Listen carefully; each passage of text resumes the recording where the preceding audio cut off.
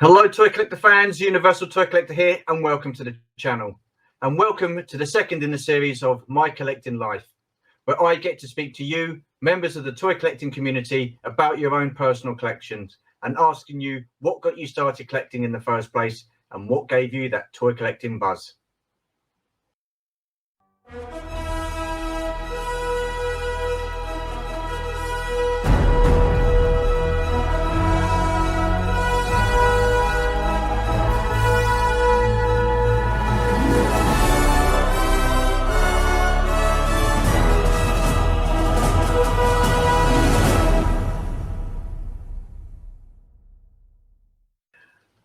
Okay, so before I get my next guest on, let's have a quick look in a musical montage to see what he likes and what he gets up to.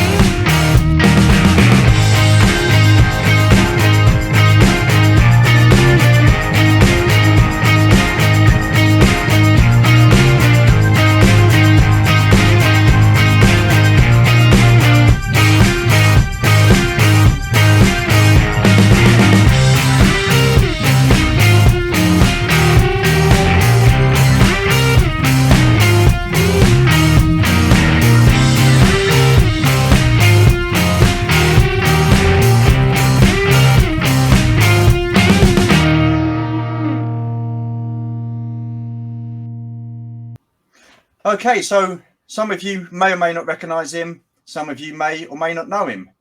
But to me, he is arguably the greatest man ever made. I'm delighted to welcome Bob Hansen to the channel. How you doing, Bob? So many great. That was great. So many arguments. What's going on, Stu? How's it hanging? What do you say? What do you know? How's tricks? How's the kids? Tip the veal. Try the waitress. Some weather we're having. What is it? Thanks for having me. What's going on, man? Well, firstly, Bob, I'm the one asking the questions, dude. Yeah, so I'm fine. I'm all good, man. Yeah, the kids are well.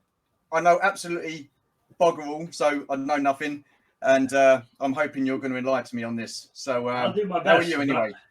I'm surviving. I do have to tell you up front, I feel a little bit of guilt. This is the 4th of July weekend, and you are in the UK, and I am in America, and I don't want you to think that I'm gloating over our victory for winning the war. I hope it's not. I couldn't give a shit, man. I wasn't there. I wasn't even born, man. I wasn't even born, so I'm not going to be held responsible for I had that nothing stuff, to do man. with it. That's okay. No one in America's. For the non-American viewers, no one in America is doing a lot of bragging nowadays either. I just thought it was funny. Like, oh, let me just tell me what King George is up to. I don't know what goes on over there. We have no idea. King George. Your guess is as good as mine, man. He's probably turning up daisies somewhere or what have you. But I guess so. Anyway, well, no wonder I don't hear from him. Well, firstly, let me say welcome to the channel. Thank you very much for doing this, my man. This is going to be awesome. Pleasure. So, I've got 10 questions I'm going to ask you. We're going to run for about an hour, just over an hour, depending on how quick you answer the questions. And like I said in backstage, it's all about you, my man. So here we go. You ready for the first question? Oh, I'm fired up. Back's cracking, liver's quivering, knees are freezing. We're doing a thing, man. Good stuff. Good stuff. Right, first question. What are your memories of your childhood growing up, and what toy lines were you into? Well, I'm an '80s kid through and through, so for me it's the big three. I was born in '80, which makes me 68 years old now, if you're counting, and it was all He-Man, Transformers, GI Joe. Probably heavier on the GI Joe because they're more affordable, etc. I was at the level where Star Wars was kind of around, but it was an earlier memory for my age group, and then it disappeared during most of our toy collecting time. So we had more nostalgia for the movies than the figures in my group, and Turtles was like our last hurrah of action figure collecting. But the old big '80s three is my favorite. Definitely, yeah, absolutely. Right. I was going to say, if you had to choose one of those, which out of the three would it be predominantly? Did you say G.I. Joe? I would say G.I. Joe gave me the most time and fun. The reason being, He-Man. My He-Man collecting years were '85 and '86, which isn't exactly still popular, but not the height of nostalgia. Basically, my older brother wasn't much of a toy collector, but he was a kid and he got a lot of He-Mans, and they quickly became mine because I think they just weren't his jam exactly. I think I was most intrigued by Transformers, but Transformers were pricey and harder to come by. You can sneak in an easier extra GI Joe here and there. Small vehicles, two big vehicles. The Tomahawk and the Wolf were my two vehicles. So by '87, '88 were my bigger Joe playing years, and those two vehicles, the Tomahawk and the Wolf, endless hours of entertainment. So I would say Joe gave me the fondest memories. So easily. I remember the Tomahawk, but I'm not too sure on the Wolf. The Wolf, unfortunately, it's out of arm's reach. In 1988, Cobra had this wonderful white tank. It was the only asymmetric GI Joe vehicle that I could think of where, if you're looking straight at it, there's a cockpit with it. You can see two drivers. One of them operates the missiles. So it's a slanted tank that kind of goes up at a 45-degree angle. It has 4 secret red missiles that pop out and ski missiles because I didn't have any snow guys. And it came with this wonderful Ice Viper, this army troop builder that you just don't hear much about, with a red ski mask. He was mostly in white and gray. He had 2 size like Raphael from the Ninja Turtles for no reason, because he was in a vehicle the whole time, but it was awesome anyway because no one had those.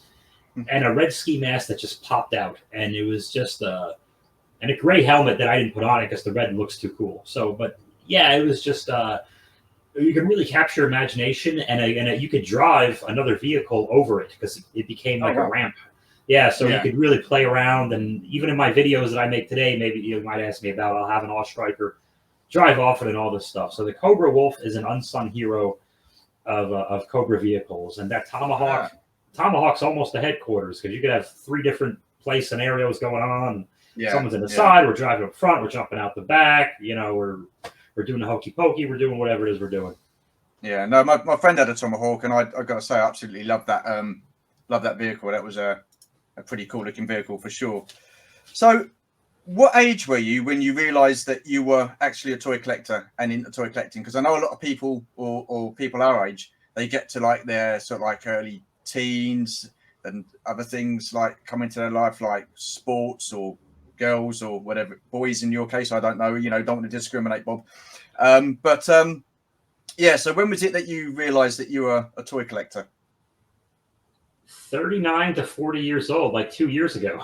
Wow, seriously? Yeah, I'm new. Wow. Yeah. No, I didn't know that. Honest to God. Wow. So what happened was that I was very big once pro wrestling came into my life in summer of '89.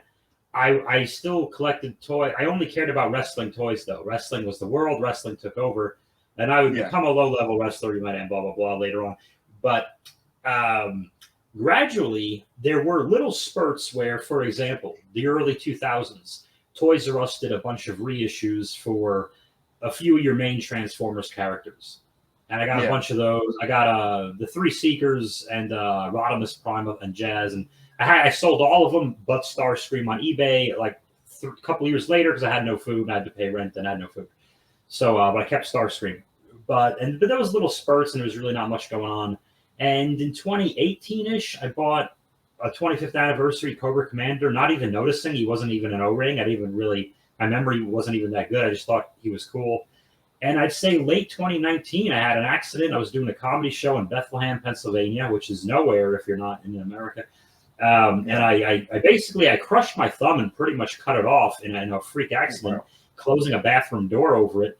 I still had to do some shows. I had 3 shows that night, so I wrap it up, and it's a festival. There's bicycle medics that are taping up, and they're like, "You got to go to the ER." And I'm like, show goes on. I'm bleeding out. I did 2 of the 3 shows before finally I'm like, I got to go to the ER. I drive a bloody rental car there, and I find out later after a couple of surgeries and are trying to fix my thumb and everything else, I got a bone infection, and the doctor calls me one day. He's like, "Listen, well, I don't want you to lose your hand or your arm. You might be losing your thumb. You need to just get this treatment." So for 6 weeks, and this is related to toys, I had to have a PICC line catheter that goes from like my elbow to my heart and stay home and then pump all this medicine into my veins and all this shit. Yeah. And I was bored out of my skull. I saw a couple of cool toys hanging around. I think there was a Chinese knockoff of Optimus Prime that I got like a year before just because I thought it was cool. But I wasn't really collecting because I didn't have any. You're in a New York apartment. You have no room at all and no money. So it wasn't an option. And I just thought these are cool. And I'm home for 6 weeks and bored. So I started knocking off these off Amazon, just these 25th anniversary G.I. Joe figures. And that was a spurt too. I remember in 08 or 09, I got like a Cobra Commander and a Zartan. I would buy a couple of little things here and there, but I wasn't really collecting much of anything. I would just, once in a blue moon, I would just see something I thought was kind of cool. You go, what the hell, why not? Impulse buys, but I wasn't collecting anything. But gradually, I got Cobra Commander, I got Spear, I got a Lady J Baroness 50th anniversary 2-pack, which a lot of people like. I got a roll of Grenadier Destro and yada yada.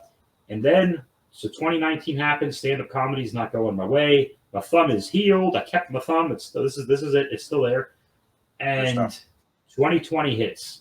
And the pandemic hits. I'm working at a hospital in New York City. I'm home, which is good, and I'm getting paid, which is good. But I'm not spending money at these these comedy bar shows and open mics. I'm not buying these overpriced beers anymore. I'm still actually spending less money. But the retro Walmart 4-inch line of G.I. Joe hasn't hit yet. So the 25th anniversary prices are still relatively cheap. They're less than half of what they are now because I do check. And I'm just buying. I'm getting 2 figures a week. I don't care. I'm in a mood. I know I'm leaving New York soon anyway. I'm like, the hell with it. I got a reissue thing of the Cobra Wolf, which is awesome. I got a beige striker and a green one later at the Walmart.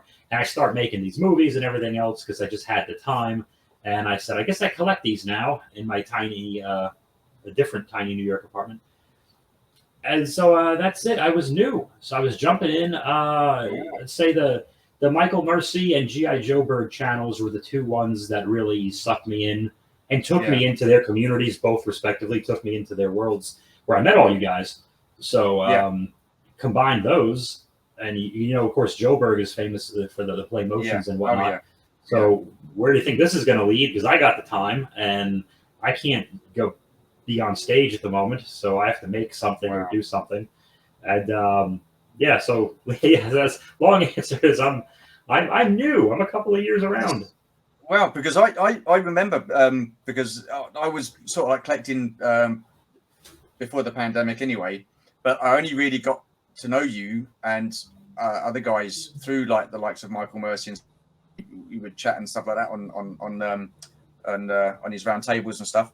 But I had no idea that you were that relatively new to collecting. I mean, I was kind of new to the internet and the YouTube side of things because, like you, I got bored with the pandemic and I just wanted something to like say ease the boredom. So I jumped onto YouTube and just started watching figure reviews, and that's how I got to meet all you guys. So yeah, brilliant. Yeah, wow. I really am. I did not know that, Bob. That you were. No, it's good. Well, my collection is, as you saw with the photos I sent you and everything else, my collection really isn't much for display. It's very scattered. This didn't look like this yesterday, and it ain't looking like that tomorrow. Yeah. I'm in the middle of making something always, and everything just is going to be where I don't sleep. I've got a question to ask you. It'll be the last question, so we'll save that and this the kind of conversation for the last one. So, what got you into wrestling? Oh, this is a fun story. It's I want to say Memorial Day weekend, 1989, and I'm going down from I'm from the burbs in Westchester County, the suburbs in New York, just above New York City, and we're visiting my grandma and grandpa in Bensonhurst, Brooklyn, in New York City.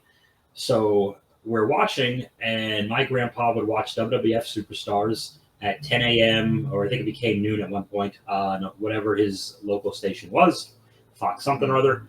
And I'm watching, and I knew of wrestling. I knew who Hulk Hogan and Roddy Piper were, but to me, it had just been like another facet of He-Man, Joe, Transformers, Thundercats, Turtles, etc. Wrestling was another thing, and I just remember seeing it here and there, and I liked it just fine, but I didn't really go crazy for it.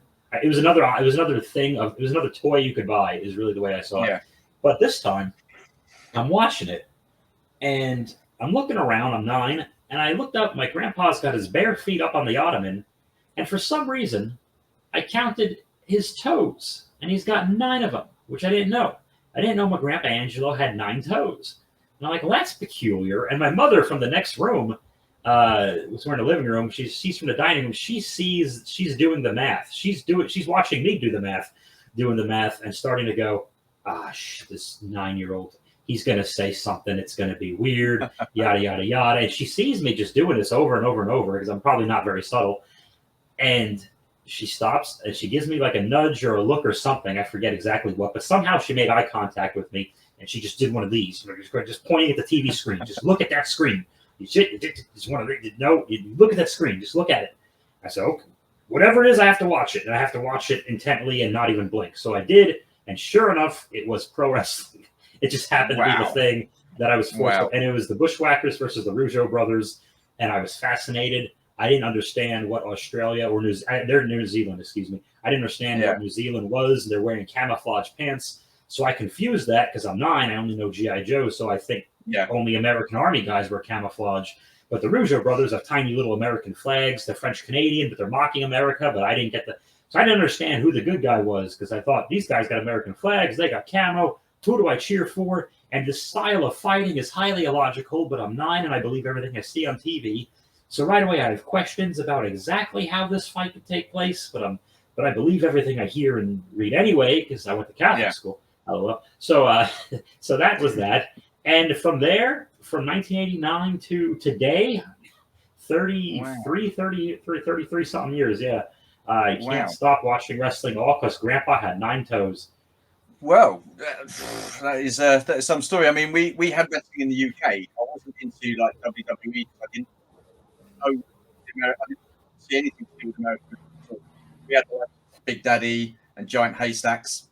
Yes. And I was at a young age when I was watching them, and I just thought at the time, what is all this about? You know, you had 2 rather large men in leotards just grappling each other, and I just couldn't get into it. Never been into it.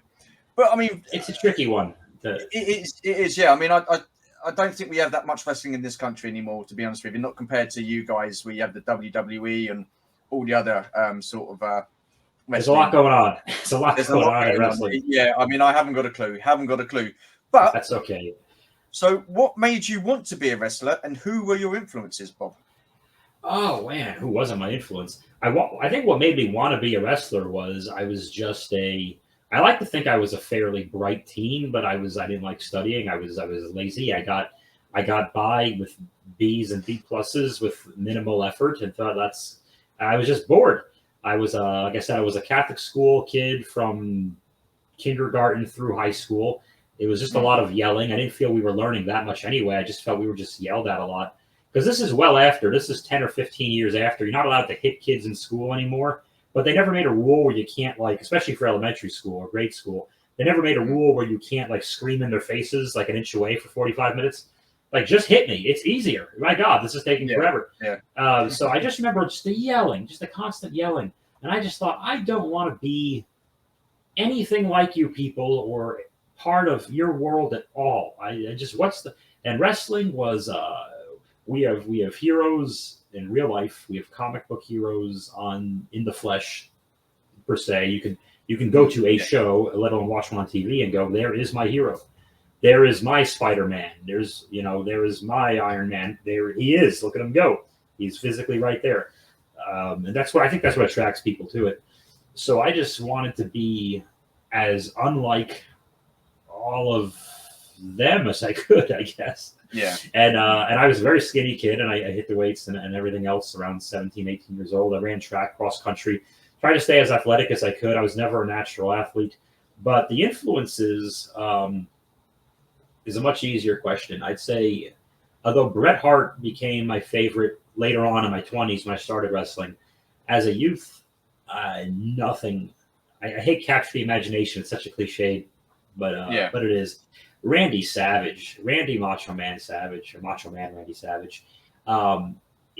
He's a great character to me because if someone said, what's a pro wrestler, I've never seen one, I would just show him Randy Savage. Be like, this guy. Don't ask me what he is. Don't ask me to explain what the Macho Man Randy Savage is. But I think his voice, of course, and an impression is coming because that's guaranteed if you bring up Randy Savage. To me, in the late 80s, early 90s, there were three voices that were the coolest voices in pop culture. There was Axl Rose. There was Humpty from Digital Underground. I'm reaching. And Randy Savage. To me, in 1991, if you had Axl, Humpty, and Randy in the same room, you have the coolest voices. So every time you go, a little excited, doing the thing, I am better than the best. And I do it all the time around the house. I'll be looking at something at work in my remote job, going, freak you, doing the thing. And because everyone does it. If you say Randy Savage, people say snap it to a Slim Jim in their impression of his voice right away. It's the first thing people do. Randy said, snap it to spice. So Randy Savage and being not like everybody else. Because you also had Hulk Hogan as well. I mean, he was probably the most famous one that I actually sort of heard of. And I only knew of him because of Rocky 3. And that's the only reason I got to know of Hulk Hogan, Thunder Lips or whatever. But yeah, I mean, other than that, I didn't really sort of know any sort of American wrestlers. The only wrestler I did meet was a guy called the British Bulldog. Well, yeah, a guy called the British Bulldog. That's a pretty big deal, He was the British Bulldog, and he was probably the UK's most famous sort of like wrestler. But I used to work at a leisure centre, and they did some sort of like charity wrestling competition, and I was on duty that night, and I must have been about 18, 19, and he walked past the kiosk at the end of the night, and I just said, dude, cheers, thanks for coming, thanks for turning up, and he just turned around, sneered, and just walked off, and I thought, awesome, man. Do you know if it was literally, when you say the British Bulldog, if it was literally Davey Boy Smith or... It was Davey Boy Smith. It was, okay, because I know he had a partner, etc. I don't want to get into all of it, but so it was Davey then. Okay, it was Davey Boy Smith. He's the only British Bulldog I know, so, but yeah, I mean, that I just thought, well, obviously he's in a bit of a peed off mood. He might have lost, I don't know. I didn't get to see any of it, but right. Yeah, who knows? It might have been a problem to pay off, but you don't know what he got. What's that? Who knows? I mean, he's not around anymore to explain himself. So no. But what toy line is the main focal point of your collecting today? I've got a pretty good idea what it is. I mean, surprise me. Well, for the bulk of this 3 years, it has been all those 4-inch GI Joes. I got all the 25th and 50th whatever POCs, that whole series. I got all of them that I could, plus so basically 4-inch Joes, which is a weird one because everyone's all O-ring or classified, and I'm in that weird. And there's a few guys, very few, who share that Joe collecting pain of, okay, I got a new Joe figure. I wonder which vehicles I can and can't put them in, which is kind of the way that happens when it's slightly off. Yeah. I love those, because the stuff I film, they work the best for that, and they just were what I was collecting at when I didn't know what I was looking at, and what I was grabbing when I had a tube in my arm, and I'm like, I guess these are GI Joes. I don't know. I barely remember.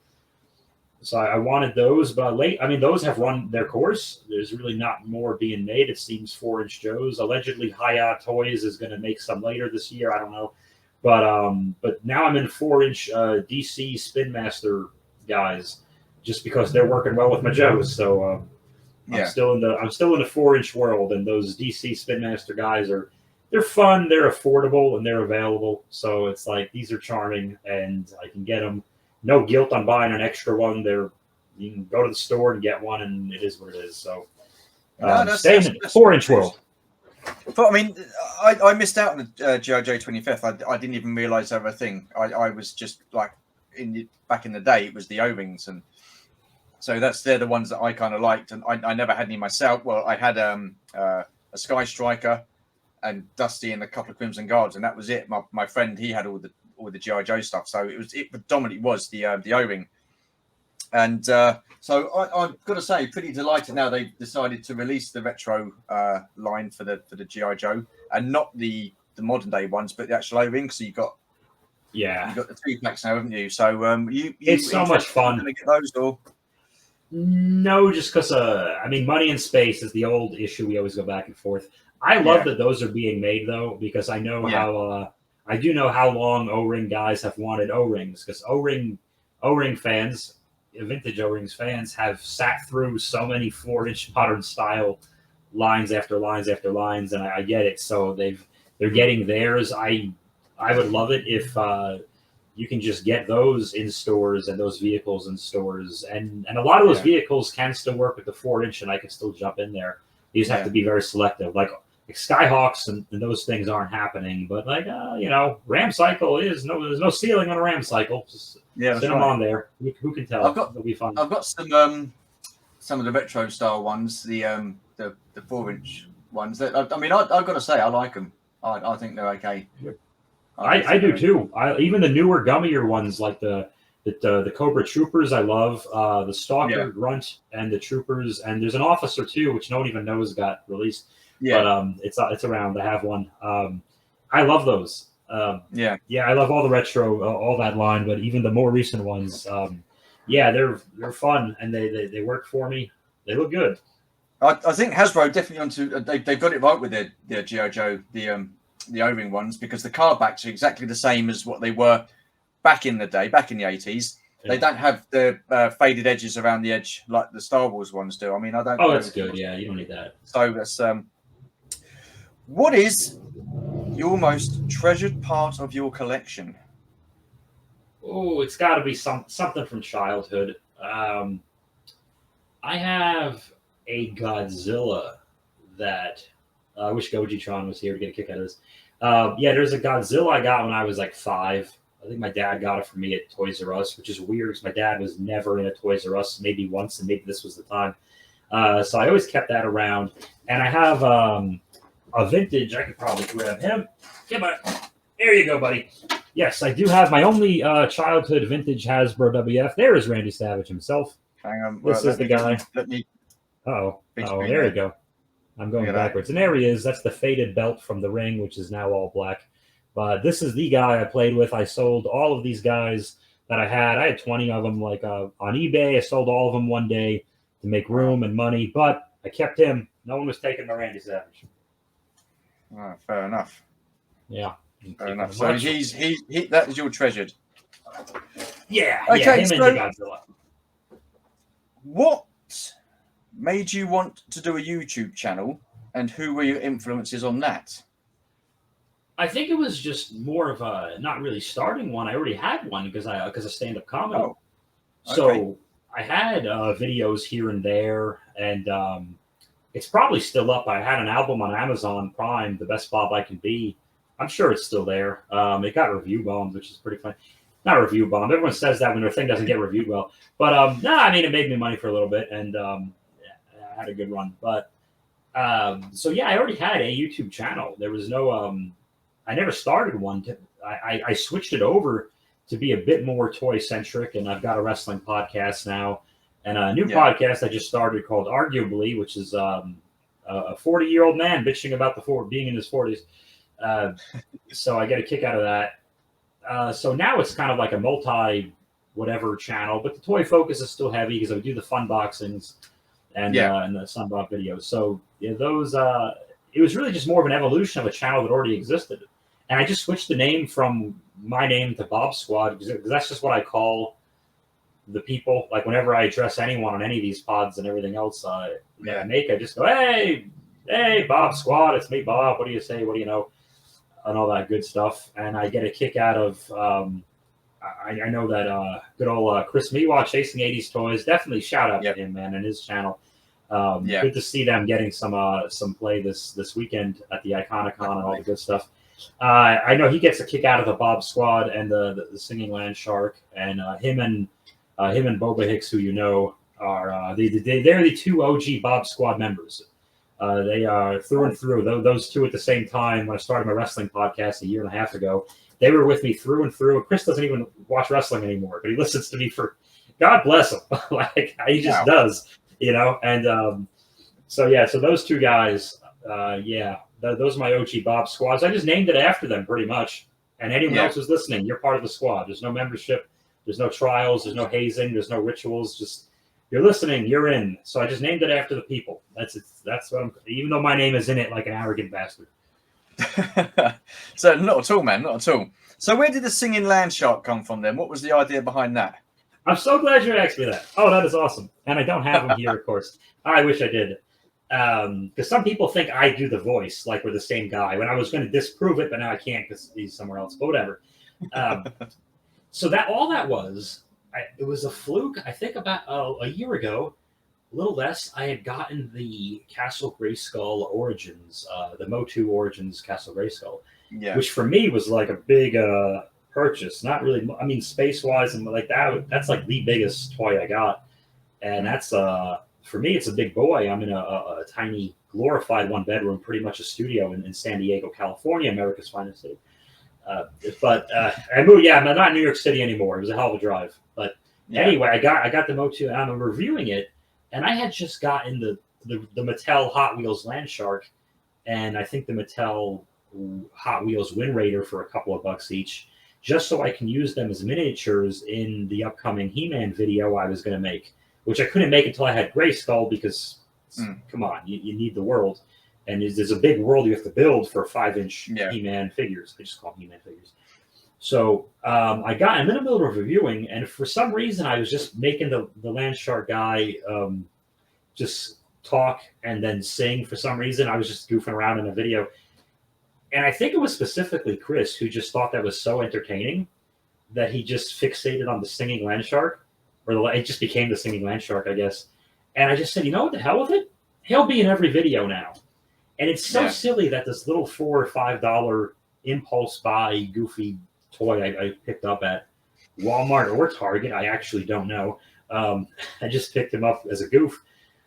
And it's so silly. That's like the focal point. It's like the mandatory, I can't start anything until I know he's nearby and all that good stuff. Yeah. So that was really just me trying to make Chris laugh and Mark as well. That's me making them laugh is all it was a fluke. The thing is, I saw a video that you did, and I genuinely believed, because I didn't know about the Singing Land Shark, that someone had actually disrespected you or was having a go at you on your, and I was like, what the hell? And I was like, what? And then you come on a couple of days later or something like that and said, no, that's not the case. That's not the case. You know, and I was like, wow, I thought someone was having a go at you. I was like, what the hell is that? No, I'm not. No one cares. Man. I had made a video just geez, I shouldn't say too much. I made a video like goofing on Toy Channel YouTube drama and pretending and keeping the straightest face I could. And I'm still on stage, man. I'm still a performer. So Wow. as much as I could and try to build up. It's a 5-minute thing, but there's I think if you look through my channel and just find YouTube toy drama, it's in there somewhere. Yeah. And yeah, I did a thing where, of course, someone's been saying this and this and this, and I don't usually do this, so they named me, so I have to these are accusations, so I got to say something. And it's just the singing land shark on a fake podcast I made called Podcast of the Apes with a Dr. Zaius figure and a Planet of the Apes gorilla soldier figure that Boba Hicks generally gifted me last year. And he was just on there, and Land Shark is just talking all this shit. So there's no anything. Well, it's man, it's me setting you up.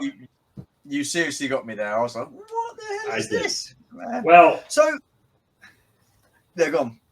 I was just gonna say one of the funny things about those videos where I'm kind of messing with you is that all of them are actually brought to you by Pepsi Zero. And everyone in the Bob Squad and everyone watching Universal Toy Collector right now, what you can do, if you want to cool off, if you're like me, if you're in San Diego, which is very close to the border down here, what you can do is for the same great refreshing Pepsi taste with no sugar, no calories, you want the same awesome Pepsi taste, go to Pepsi.com, pardon me, /0, enter the promo code Bob Squad. Nothing happens. It is a waste of time.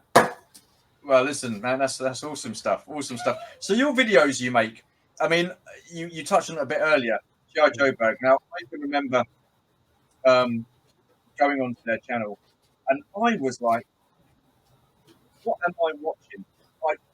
I was amazed. I was gobsmacked. I was like, this is grown men actually doing things that I did when I was about 8 or 9 years old, and they're still doing it. And I was fixated with it.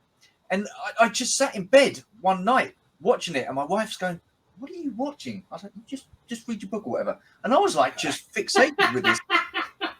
Absolutely amazing, and fair play to them. And so I'm guessing that is a big influence to you for you making your videos, because you also make a lot of your own vehicles as well, don't you, and play sets, which the time and the effort that's got to go into that is fantastic. Yeah, they were a huge influence, because it just never occurred to me you can do that. And once they did, I was like, oh, okay. They got, and of course, I think and those guys are just so, again, they're welcoming and charming. It's like they're not excluding you from their group. If you're just like nice, they're like, yeah, come on in. We'll have a good time. They'll joke around with you and stuff. So I love, so that's why I keep coming back to them every week and their Facebook group. But they're most known, of course, for putting the flag in the Atlantic Ocean, which is mind-blowing. And I had only known of the flag through the mystique and pretty much forgotten it existed until the point. But again, that 6 weeks I had that tube in my arm, I had time. So I'm watching Hooded Cobra Commander and Foreign BX257. I'm going through them, and just because I had nothing, but I'm just sitting there injecting this shit in my arm for 35, 40 minutes at a time, 3 times a day, and going, okay, what are you guys? And then they have like 3 or 4 like great adventures, or whatever I'm just watching part 1, 2, 3, 4, 5. And I thought, you know what? I'm starting to get a few characters here as well. And I started with the cardboard looking like a 10-year-old made them, and that's exactly what I go for. Those are the extent of my skills anyway. I started making my own and thought, well, what can I do different? I just don't want to rip them off. I don't want to do exactly what they do and completely steal their idea. And they wouldn't care either way. But still, I can't do all those voices, and I don't have a fraction of the collection that they collaboratively, it's not a word, that they do. Yeah. So what can I do that they wouldn't do? Well, okay, I'll endure the pains of stop motion. So it's half stop motion, half play motion. And I like to think, call me whatnot, I'm a fairly okay writer. I'll write it, and I have the comic book talk bubbles, and hopefully give you enough time to watch. I'll just put my spin on it. And I don't go outdoors really at all. There's nowhere for me. There wasn't in New York City, and there's really nowhere in San Diego for me to privately go outdoors now. So everything is indoors. You got to use your imagination, and I use as much B-roll footage that I take from there's a big ocean next door called the Pacific. It's one of the wettest oceans in the world. You got to check it out. And I use footage from nature and just say, this is where we are. And then I make my thing. And for example, I might as well just do this here. All these figures are going to fall off. But if you're familiar with the Outpost Defender from 86, this is, I had one as a kid. This is mine. It's nothing to write home about, but you get the idea. You pretty much know what it's supposed to be if you're a G.I. Joe fan. And that's really all you need. That's really all you need. Well, look, Bob, I mean, personally speaking, I think there's a certain charm to your videos for sure. And it's quite, I like them. I think they're great. And the time and the effort that you go into making these, as well as doing your own props and scenery and stuff like that. I mean, fair play to you, man. That's, that does take some doing. I mean, it's got to be pretty time consuming, I'm sure. Much thanks. It is. There's a lot of sleepless nights, especially on the weekends and stuff, where I catch up. I did the math once, and I'm never going to do the math again. I think 100 hours went into the Batman versus the Snake Eyes, and and that's a long one too. But either way, it has 40 minutes. Sometime within the next 3 or 4 days, maybe I'll just wait till next weekend because everyone's watching Iconicon and this stuff. Yeah, maybe next Friday night, Saturday morning for you guys. I think the Aquaman G.I. Joe crossover should be ready. It is called it's a long title. I hope it doesn't give anything away. It's called The Death of Aquaman, where he dies and isn't alive anymore, but he used to be. That is the full title. I'm interested to see what that's about, mate. I'm really interested to see. Aquaman might die. I hate to give that part away, but yeah. Really? Wow. Right. So I've got 3 photos of you, and what I'm going to do is I'm going to put them up on the screen as an overlay. If I don't give you $100, I would like you to talk me through these photos. So the first one, here we go now. Boom. Oh, I remember that. Oh, I want to say March 7th of 2010. That is my comeback to wrestling when I thought I retired and I wasn't. I was 30 years old. I am the New Wave Pro Wrestling San Diego heavyweight champion of pretending to fight. I did not have my Bob tattoo on my chest yet, clearly. I think back then you obviously knew who you were. Yeah, well, then apparently I forgot I had to put it on my body at some point. I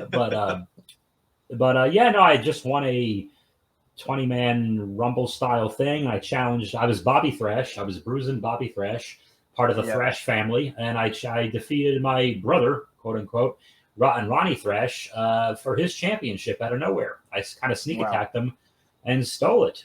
And for, 6 or 9 months or something, I was the top play fighter in Southern San Diego County. So in 2010, awesome. So a lot of responsibility. Were you one of the good guys or were you one of the bad guys? Oh, I was bad at this time. I was very bad. I was a mean guy. I mean, and at this time I was 30 and I was 29 through 30, and the kids were all in their early 20s. So I was a talker because I was still doing stand-up comedy at the same time. So I had the gift of gab, and that's when and also I was slowing down. I wasn't doing any high flying and stuff. I was doing meaner classic wrestling cheating. So if I could cheat and I'm not going to fly and I got the gift of gab, well, okay, you better make me a bad guy. Let's piss some people off. Let's sell some tickets. And fair enough, man. I might have sold a dozen tickets that year. So yeah, it worked. Yeah, awesome. Right, next one then. Obviously, you got to the age where you didn't have a clue who you were, and you had your name tattooed on your chest. I mean, that's got to be old age, Bob. I didn't see that coming. Is that in case you walk out and get lost? And if I get into an accident and I don't have ID, I want people to at least have a starting point. At least there's a lot going on in this photograph. I really don't. There is. I mean, those sandwiches look great. They are. I made some turkey burgers. They got a pickle in there, and I think that's what really stands out to me most about this photograph is the pickle and the turkey burgers, because that really makes the whole sandwich. There's a zest. I think it was a kosher deal.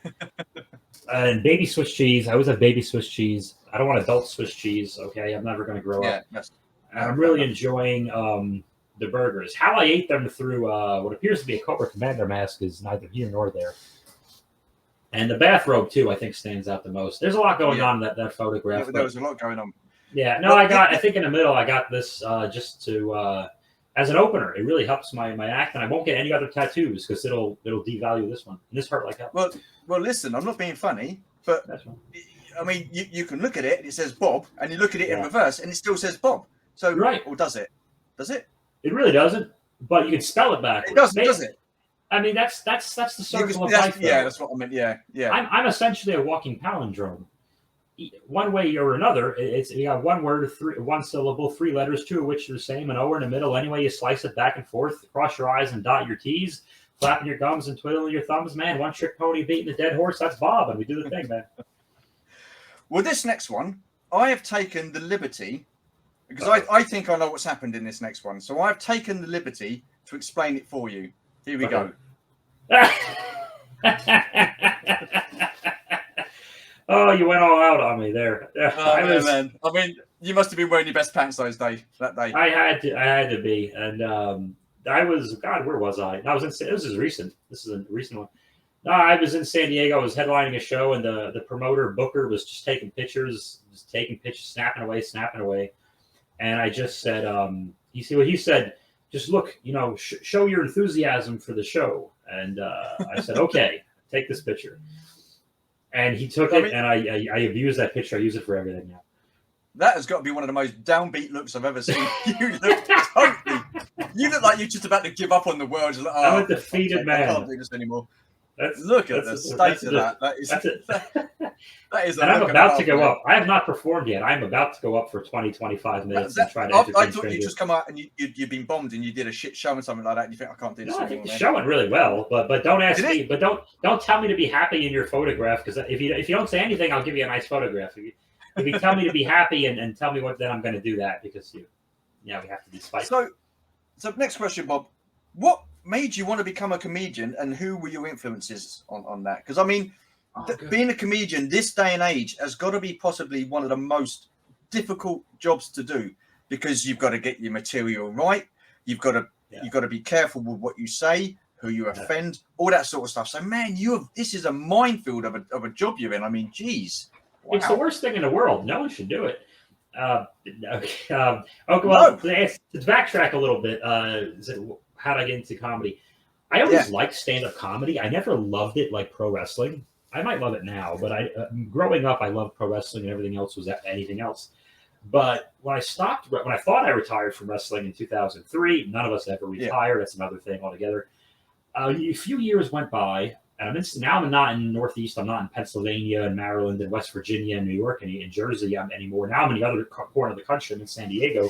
So I've moved here twice, which is I'm in the other corner of the country, and I'm getting bored, and I'm not enjoying myself, and I'm just 25, 26, and I'm wandering around, just sitting at bars, getting drunk, doing jobs I hate, and somebody said something to me about doing stand-up comedy. They have like open mics and stuff, and they do. I was always wondering how you got that job, because I had grown up. And second part of your question, I had grown up watching a lot of Rodney Dangerfield. I loved the Rodney and the one-liners, and before I knew what stand-up comedy was, or that stand-up comedy was a thing, I thought every other stand-up comedian just did the thing that Rodney did. I thought Rodney was the only stand-up comedian in the world. Like, oh, this is the guy. He goes on Carson and then Letterman Leno over time, and goes up and he just does Rodney things, and that was that. And then I started realizing over time, you go to college, and everyone in college loves Mitch Hedberg because they're high and he's high, et cetera, et cetera. And you start, Stephen Wright's another one. So you go to college in the early 2000s and late 90s, like I did, and you go, oh, we like all the kind of trippy, esoteric Stone guys, and then you find you're more outspoken, you're Greg Giraldo's, and David Tell's, and et cetera, et cetera. So I started doing that, just putting together nonsense, figuring this is so close to pro wrestling. It's almost the same thing, except with two glaring major differences. The physical difference, obviously, and you're by yourself instead of having a dance partner. Yeah. So everything else, it's the same. It's okay. Here's a character, quote unquote, that you're this person. Every time you go up, there's an entrance. There's a time limit. You know how much time you're supposed to be up there. You have something prepared, but you better be ready to change it if the people don't respond. Most importantly, you have one take, and you have to keep in mind what's happened before and after you. The same way you don't you should never, modern wrestling, You should never start a pro wrestling show with chairs and flying all over the place and brawling in the crowd and blood and guts. You don't start a show like that because now there's nowhere to go. The same way, I get annoyed when some idiot goes up in a comedy show at 7 p.m. when it's still daylight and goes on about every orifice and fluid and then the Holocaust and abortion. And it's like it's 7:15 when you're done. People are weirded out. You can still see the sun outside, and now the show is nowhere to go because you just blew the load all over the place. So there's nowhere to go now. Yeah. So the rest of the show is just a big flaccid wiener. We can't do anything with this. It's over. Who wants to do this? So I look at comedy the same way I look at pro wrestling. I'm like, well, now there's no. Be mindful and respectful of whose name is on the marquee. It ain't mine. So don't mess up their show. Go out and do your job, but you can still be you and not pander. Just be mindful of your surroundings, as they say in Batman Begins. Yeah, that works. Be mindful of your surroundings, and one take, of course. So again, that's why you can see comedians in their 70s. You shouldn't see any wrestlers in their 70s. Shouldn't. I mean, they say the opening joke for a comedian is the biggest joke because it automatically captivates the audience. If you don't get the audience on the first joke, is it a struggle to get the audience? Or my scariest moment for every set that I do, and I like being nervous and anxious. I like the butterflies; they help me. Yeah. But the most tense moment of every single set I do is when I'm starting the punchline of that first joke. That's the time, because that's how I know. That's the gauge. That's how I know this is going to go. I think Steve Martin once said, comedy is an agreement between you and the audience that you are funny. So, and then he put an arrow through his head or whatever he did. But yeah, the point is that, okay, once they've decided they like you and that you're funny, you can do well. You can still screw it up badly. Oh God. Yeah. But you're at least on the right track. And I start with a lot of, I'm almost a pro wrestler when I go up. I start up, I look at the people, I call them wild savages and sexy animals. I'm pounding my chest like a gorilla. I'm doing a karate kick for no reason. I just messing around, and then my whole spiel, whistling Dixie, waxing philosophical, hogging the covers, staining the sheets, pissing blood and bleeding and piss. There's no stuff. All nonsense. And then people are like, oh, this guy, he's awake, he's alive. And then you hit that first joke, and that's when I really know. So I get a big, he said something crazy. And then and then you make changes. I mean, it takes some guts. It really does. But I know the English humor and the American humor are slightly different. Do you find that, or well, I've only really performed in America, so it hasn't been much of an issue. Well, but have you not had any? I mean, obviously, you've not performed in front of like English people, or you've not had any English people come up to you and no. Or... I mean, I have performed. Yeah, I've performed in front of, especially when I was in New York City for 8 years. So. I mean, in New York City, the world comes to you. So, I mean, I met plenty of people and was on shows with them from name your country, honestly. I mean, so there was never that much of a problem. I think I have had a few people, English-speaking people like from Bulgaria, tell me that I got to slow down for that because they speak English, but we need a little bit of time to, and I'll motor mouth it when it's time. I will motor mouth it quite a bit when it's time to do that. And I try not to do that the entire time it gets old, but still I'll do that a lot. So there is a lot of things where they can understand me, but I need to give them a second, and that's which is cool. I love that kind of feedback. I love that kind of stuff. But I never had problems with other people from other countries. They're like, yeah, do your thing. No, that's cool. That's cool. I mean, when again back in the 80s, because I was born mid-70s, so when I was old enough to understand stuff, and it was pretty much the 80s. We had the people like Eddie Murphy. You had Richard Pryor from America. Then the UK, we had people like Jim Davidson, and like Frankie Howard, and it was all a lot of slapstick kind of comedy in the UK at that kind of time. And then you had your outspoken comedians like Jim Davison and stuff like that. And I mean, obviously now with times where they are, there's definitely a difference between comedy back in the 80s and probably early 90s to what there is now. I mean, I guess you've obviously noticed that quite a bit when you Sure. Thankfully with me, I'm very PG-13. anyway, and I stay relatively self-effacing, so I haven't had, like, you're not going to hear much. You're not going to hear too much politics, race, religion, gender from me. I'm pretty much up there being a goofball. And it's not that I don't have anything to say. That's why I started a new show called Arguably, where I'll mouth off in those respects. But it's not that I have anything to say. I just feel like if I'm on a show with 7 comedians and you've heard all their views, then why do you need mine?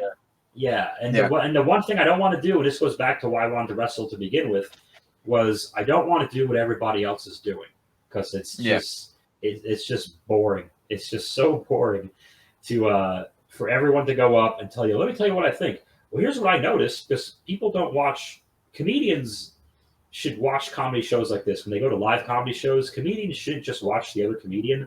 They never do anyway. They should watch the audience watch the comedian. And if they did, they would realize this. And I think this is where I kind of fell apart in New York. You have a bunch of 28-year-olds telling a bunch of 42-year-olds how it is, man.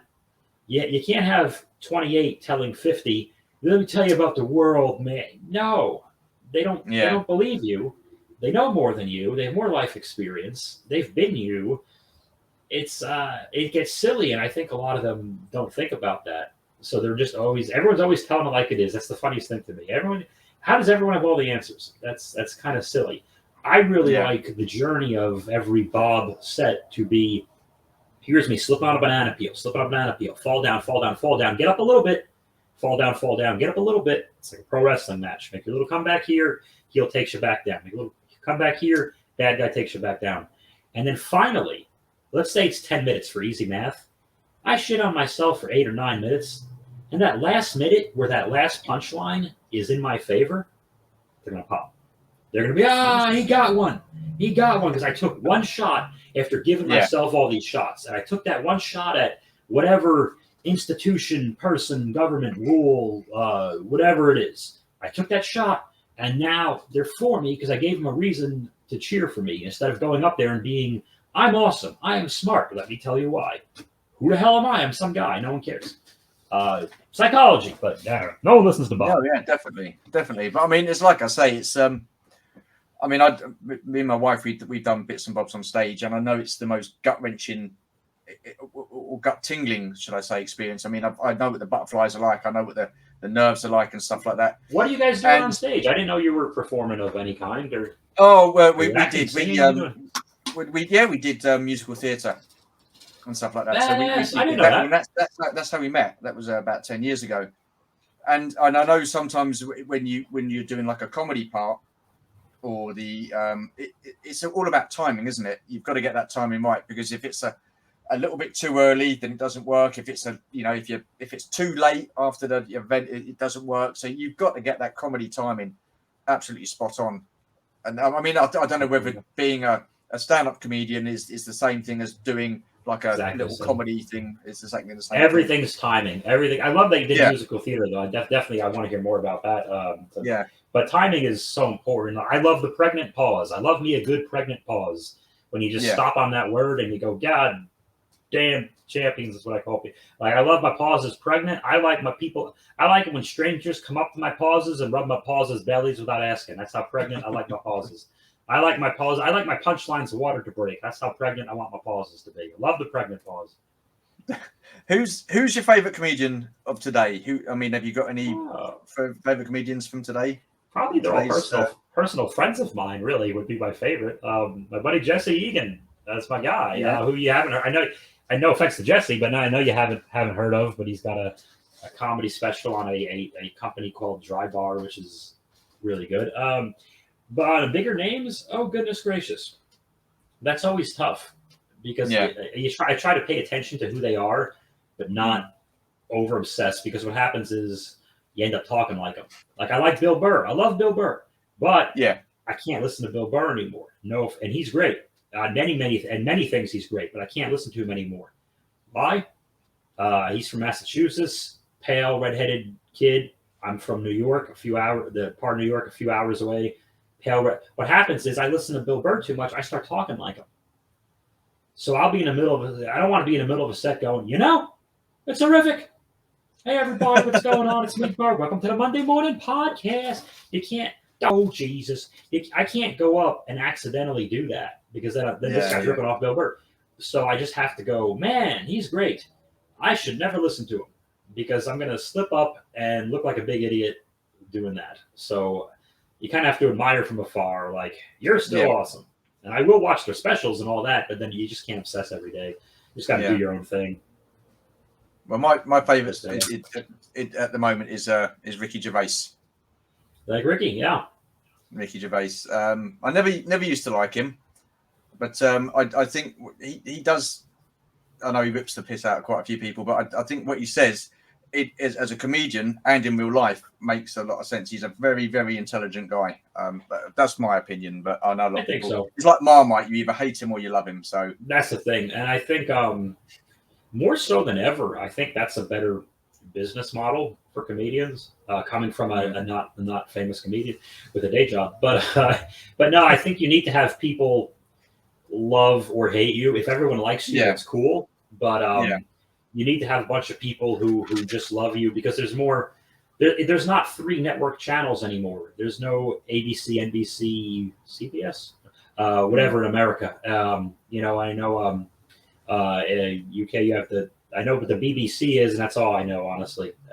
You're not missing much. Right, exactly. So, but now, I mean, and this is not new news by any stretch of the imagination, but now there's YouTube and all the social medias and the TikToks and this Twitch and yada, yada, yada. So your people have to just love you because if everyone sees you do your type 5, your best 5 minutes on Carson, those days are long dead. Carson's long dead. So you can't do any of that and have America just like you and get the sitcom. That was dying or dead when I started stand up in 2006. And people still cling to that. Comedians still cling to that. Like, I got to get on late night. Like, really? I have several friends, dozens, who've been on Fallon, Colbert, Conan. You don't know who any of them are. And they're wonderful comedians, but it just doesn't do what it used to do. It's almost a running gag at this point. Wow. Right, we're coming up to an hour, so I'm going to hit you with your last question, Bob. Okie dokie. What does your collection mean to you? My collection. I was thinking about this the other day. You know what? I was probably watching one of your videos, and you asked, and you probably asked. That's probably why. To me, my collection has morphed from my own, I guess, personal actor's studio of me making my little movies. In many ways, it's my own little movie studio. Like, okay, I have this new character, I have this new a new actor at my disposal. I'm like a puppeteer here, which is kind of cool. But I think even more so than that, it's really a connection to a group of guys, just to be hokey. It is really a connection to this group of friends now I have online all over the world, who, it's interesting because we all chat at different times of the day depending on our time zones and stuff, which is kind of cool. Somebody's always up. That's the thing. That's kind of funny. Somebody's Chris always Meanwhile, up. He's always up. I don't think that bloke ever sleeps. It seems like he is. Yeah, and that's the thing too. I think he's always up as it is. But I know that great example. I'll use him, and I don't mind using him because he has a channel anyway. So he's already made himself kind of public. So I'll just use Chris as an example. I know that around 2 or 3 p.m. my time, he's going to disappear for a bit, and around 11 or midnight my time, he's going to show up again, which is kind of funny. But I know that if it's 4 a.m. and I've been up too late and I just want to send a picture to a handful of guys of what I'm working on, it doesn't matter if it's 4 a.m. or 4 p.m. Someone's responding because someone's always up. And it is so cool that, especially for me, like back to the first question you asked me, because I'm such a new collector, that compared to you guys, I'm a very new collector, that when you come around, I lost my train of thought there. I spaced out. I've had concussions, dude. You got to work with me a second. No, is that I always know that you guys are around, and I kind of look at the beginning of my collecting time as I associate it with 2020, COVID-19, and being stuck home, and before that, being home with the tube in my arm, and traveling and driving across the country for a third time to move, and all of that. And I remember you messaged me right as I was looking at I had a Godzilla on a dashboard driving through Arizona, and I remember you checking up on me, which was awesome. So it's a connection to a group of friends, because I think that's how I see my collection now. And I don't feel obligated to buy toys to still talk with everyone and yada yada. It's not like that, but it's definitely it's a part of something we're all still up to for as long as we can still be up to it before the oceans boil, or as a nuclear missile, or we get a virus and we all die, or shot to death if you're in America. But that's besides. Well, listen, I mean, the reason I asked that question is because I know everybody that I ask that question to will have a different answer. And there's no right answer. There's no wrong answer. It's your own personal collection. And what you said makes absolute sense. And it's just amazing that you can feel connected to people around the world through your collection. I think that's amazing. And yeah, that's quality. Absolute Totally quality is cool. answer. It is cool, man. I'm glad you asked that, because I had it No, on my no, mind man. a little bit. But the fact that's that really we mentioned Joburg, they're in South Africa and Australia, I think, respectively. And I'm like, I got a connection there. I'm talking to you in the UK. Scuba Pete's in Indiana. Gojitrons in Rhode Island. Boba Hicks is in Ireland. Chris is in the Netherlands. I'm in California. There's not a lot of West Coast Californians, it seems. They're all outside in the sunshine, like sane people. But whatever. And I'm here with my toys and my Pepsi Zero, which once again is no sugar.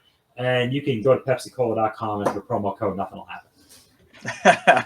Bob, we're going to call it a wrap there. This has been absolutely fantastic. It's been entertaining. It's been interesting. And I feel like I've got to know you a little bit better, well, a lot better. Yeah. Mate, seriously, thank you for taking the time out to do this. This is absolutely amazing. Where can people find you? And I don't mean pleasure. Yeah. They can usually find me. Here's my address. Here's where I'm living.